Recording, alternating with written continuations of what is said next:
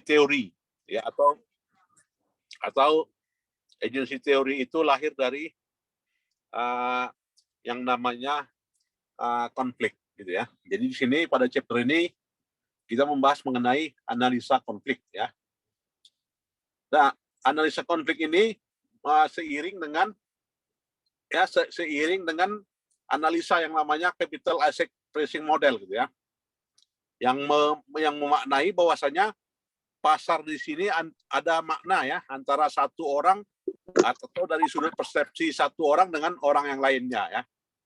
Jadi di sini bicara pasar gitu kan, maka kita bicara bagaimana kesepakatan harga gitu ya.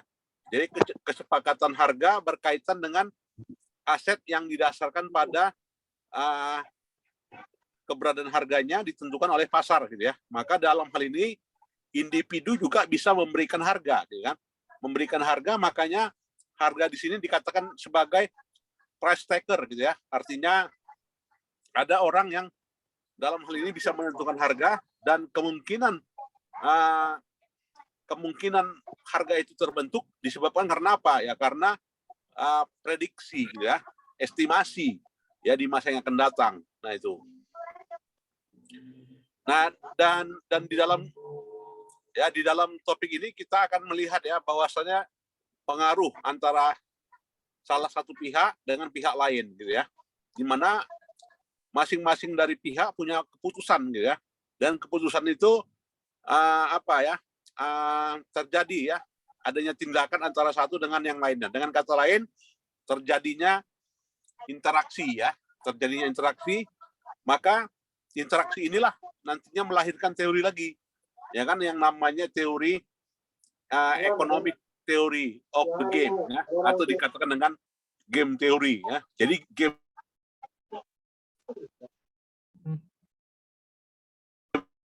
teori itu disebabkan karena apa? Karena harga tadi gitu ya.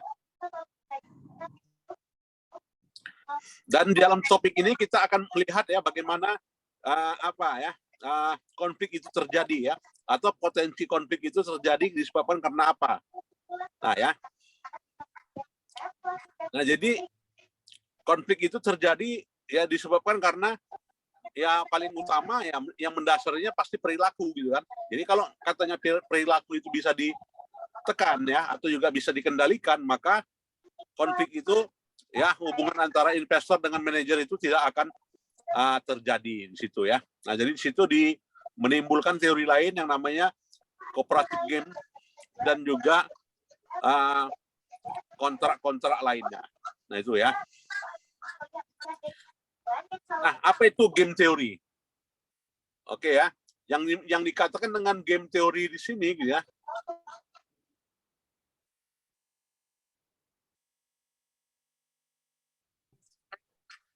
Oke. Yang dikatakan dengan game teori di sini itu terjadi akibat adanya tindakan rasional ya. Tindakan rasional salah satu pihak dengan pihak lain gitu ya. Maka dalam salah satu pihak dengan pihak lain di sini melakukan tindakan ya. Maka tindakannya apakah tindakannya membeli atau juga menjual ya di dalam satu perkiraan ya. Nah, ini dikatakan dengan the game ya. Jadi tipe-tipe game of theory di sini ada yang sifatnya kooperatif ya, atau dikatakan dengan kesepakatan, dan ada dikatakan dengan tidak sepakat ya, atau juga disebut dengan non kooperatif. Nah, di sini ya. Dan game teori inilah nantinya melahirkan yang namanya agency. Ya, apa itu agency teori? Nah, ini orang sering mengungkapkannya sebagai teori keagenan katanya ya. Jadi teori keagenan disebabkan karena adanya si pemegang mandat ya, atau juga si pemberi mandat yang disebut dengan prinsipal. Nah, prinsipal di sini menginginkan bahwasanya para agen itu harus punya tugas khusus gitu ya. Diasumsikan tugas khusus di sini sifatnya simple, dan teori keagenan di sini memisahkan ya, perlunya dipisahkan antara si pemilik dengan si pengendali ya. Jadi prinsipal dengan agent di sini sifatnya haruslah rasional ya, di mana agent di sini sifatnya mengambil tindakan yang bisa mengambil risiko seiring dengan diterimanya mandat di situ ya dari si pemberi mandat ya. Maka si pemberi mandat di sini punya risiko juga ya. Artinya masing-masing punya sama risiko antara prinsipal dengan agent.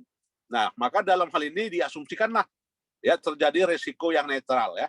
Dan di mana prinsipal menginginkan dia bekerja secara keras dan agent di sini menerima mandat ya, menerima tanggung jawab ya seiring dengan pemberian mandat itu ya. Itulah agency teori ya. Dan dalam teori keagenan itu menimbulkan permasalahan ya yang namanya moral hazard. Nah, apa itu moral hazard? Ya, moral hazard di sini disebabkan karena prinsipal tidak mengobservasi tindakan para manajer.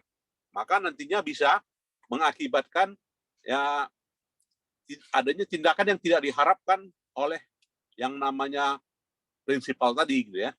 Jadi manajer di sini punya punya banyak tindakan gitu ya. Maka tindakan tersebut berimplikasi gitu ya, dan punya implikasi tersebut bisa dampaknya kepada gaji ya, salary, atau juga kepada yang namanya bonus ya. Nah, ini implikasi dari agency theory. Nah, jadi yang dikatakan dengan agent di sini siapa ya? Atau juga pihak yang menerima kontrak itu siapa? Nah, jadi pihak yang menerima kontrak itu bisa berupa dokter ya, dokter gigi, dentis, lawyer, auditor, gitu kan. Itu semuanya para agent ya. Kemudian pemain hoki, atau juga pekerja konstruksi, atau juga manajer. Nah, inilah dikatakan dengan para agent ya. Jadi para agent di sini dia bekerja keras. Ya, bekerja keras sesuai dengan tuntutan si prinsipal ya. Nah, itu. Dan dalam agency teori di sini, bahwasanya si pemilik itu sifatnya rasional ya. Artinya apa? Dia menginginkan si manajer itu bekerja keras, maka ekspektasinya perusahaan akan memberikan bayaran ya, akan memberikan bayaran berupa gaji ya kepada si penerima mandat tadi ya, atau juga manajer. Jadi manajer sini sifatnya rasional ya, dia menginginkan kompensasi yang diinginkan ya, dan kompensasi yang diinginkan di sini apa gitu ya, si manajer itu harus bekerja keras. Nah, itu. Nah, maka dalam hal ini dalam teori keagenan gitu ya, adanya kontrak ya. Jadi adanya kontrak ini merupakan motivasi ya kepada manajer untuk bekerja keras. Kenapa dia seorang manajer itu bekerja keras? Ya karena itu tadi tuntutan gaji yang tinggi ya. Maka manajer itu akan bekerja seiring dengan keinginan untuk mendapatkan gaji yang tinggi. Atau juga adanya monitoring. Dari siapa monitoring itu? Ya dari si ini ya, prinsipal ya. Dia memonitor apa yang dilakukan oleh manajer, ya apakah tindakan manajer itu disukai atau tidak. Ya, maka dalam hal ini manajer di dalam pemantauan ya oleh prinsipal ya. Atau juga pemantauan yang tidak langsung. Nah, jadi kalau dia pemantauan tidak langsung seperti berupa apa pergerakannya ya, pergerakannya itu bisa tidak dipantau secara langsung ya, di mana pemilik itu akan memberikan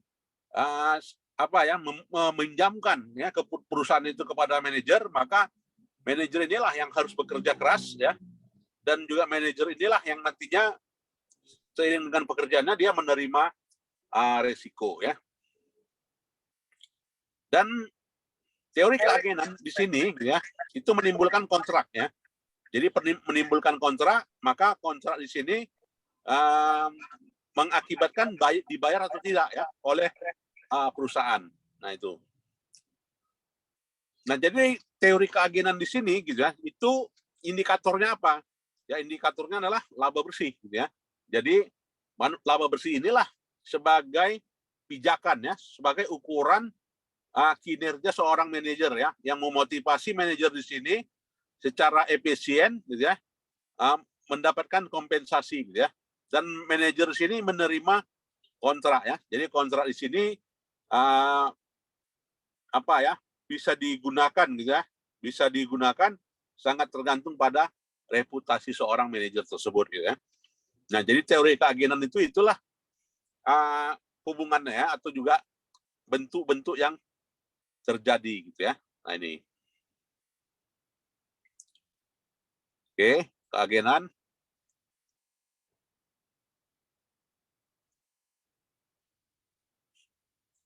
Oke ya, ini topik yang pertama ya. Nah, berikutnya kita lihat yang lainnya sebagai berikut ya. Sebagai berikut.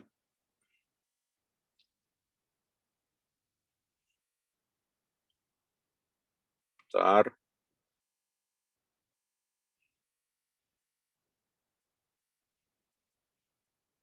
Ya. Jadi kita lihat topik lainnya adalah ini ya, kompensasi eksekutif.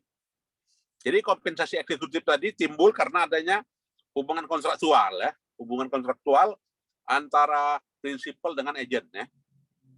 Nah ini. Dan hubungan kontraktual inilah yang menimbulkan ya peranan atau tidak berperan ya dalam pelaporan keuangan. Artinya kompensasi di sini bagian dari penerapan teori kompensasi secara menyeluruh. Dan kontrak-kontrak di sini ya itu pernah atau teori-teori ini pernah diterapkan ya dalam bentuk riset ya. Riset ini menunjukkan insentif di sini suatu hal yang penting ya, itu dilakukan oleh Fama. Dia memprediksi ya reputasi seorang manajer pekerja gitu ya untuk memotivasi manajer untuk bekerja lebih keras. Diasumsikan bahwasanya kondisi pasar tersebut adalah kondisi pasar yang market work ya. Kemudian juga Watson ya, juga meneliti tahun 85 dan menimbulkan yang namanya RBC ya, atau juga disebut dengan RBC tadi ya, kompensasi teori RBC plan ya yang namanya ya. Jadi RBC plan itu bisa berupa gaji ya, bisa bonus jangka pendek, bisa bonus jangka menengah ya, bisa bonus jangka panjang. Itu namanya compensation plan ya. Dan RBC compensation plan di sini itu berkembang terus riset-risetnya, dan dalam hal ini menimbulkan yang namanya bonus yang terutang ya. Kemudian juga adanya bonus jika terjadinya fraud atau juga terjadinya kesalahan, dan juga dampak dari yang dilakukan oleh manajer terhadap keputusan secara menyeluruh, dan juga dampak kompensasi manajer ya. Jadi teori kompensasi manajer di sini gitu ya, itu menunjukkan ukuran kinerja ya, sejauh mana sensitivitas ya, sejauh mana presisi, dan juga secara umum ya hubungan yang terjadi tarik menarik antara sensitivitas dan juga presisi ya. Dan dampak secara menyeluruh kemana? Ke harga saham ya. Jadi harga saham di sini apabila dia sensitif maka harga saham tinggi gitu ya, atau juga sebaliknya ya, harga saham rendah. Dan juga dampaknya yang lainnya kemana? Ke laba ya. Jadi labanya bisa tinggi dan juga labanya bisa rendah ya. Jadi kompensasi itu sangat tergantung pada ya kondisi laba ya, dan juga kondisi harga saham ya. Oke ya. Nah, itulah teori kompensasi dan juga teori keagenan tadi ya. Ya, mungkin ada yang mau kita diskusikan, silakan. Ya. Nah, ini beberapa riset-riset yang sudah dilakukan terkait dengan riset kompensasi yang dilakukan oleh Bushman ya tahun 96, ya Beber and King dan Kumar tahun 99, ya, atau juga Banker, Derok, Huang, dan juga Penn tahun 2013 ya. Nah, itu riset-risetnya. Dan juga kompensasi itu ada disebabkan karena faktor politis ya. Jadi faktor politis disebabkan karena kompensasi eksekutif ini terlalu tinggi, maka harus direferen ya, atau harus disarankan untuk dilakukan kontrak efisien ya. Itu yang dilakukan risetnya oleh Jensen and Murphy ya, kemudian juga Gale and Miller ya. Itu beberapa rekomendasi yang dilakukan oleh mereka ya. Nah, itulah ya terkait dengan yang namanya teori kompensasi dan juga teori keagenan ini ya, terkait dengan teori akuntansi pasar keuangan ya. Jadi teori keuangan atau juga teori accounting teori berkaitan dengan teori keuangan itu ya tidak lepas yang dalam hal ini menerapkan agensi teori dan juga teori kompensasi ya. Silakan, ada yang mau kita diskusikan? Silakan, adik-adik sekalian. Ya, dua topik ini bisa kita rangkum ya sebagai berikut tadi ya. Oke. Nah, jadi kesimpulannya bahwasanya dalam pelaporan keuangan itu ada dua hal yang penting berperan, yaitu apa? Dalam memotivasi, yaitu pertama kinerja yang didapatkan dan juga berkaitan dengan managerial labor market. Nah, itu ya. Atau faktor ketenaga kerjaan. Itu yang bisa kita simpulkan. Baik, ada yang mau kita diskusikan di sini? Ya, kalau tidak ada, saya kira itu sajalah ya perkuliahan kita. Dan lebih dan kurang kita akhiri lah ya perkuliahan kita, dan bahannya nanti bisa dibaca ya. Baik, untuk itu silakan di absen. Ya. Oke, kalau tidak ada, saya kira itu saja ya perkuliahan kita. Selamat sore, dan kita lanjutkan mungkin minggu depan terakhir ya. Itu ya. Iya, Pak. Ya, terakhir ya, minggu depan ya. Baik. Bahannya udah saya share tadi, silakan dibaca-baca ya. Ya, kalau tidak ada, saya kira itu saja.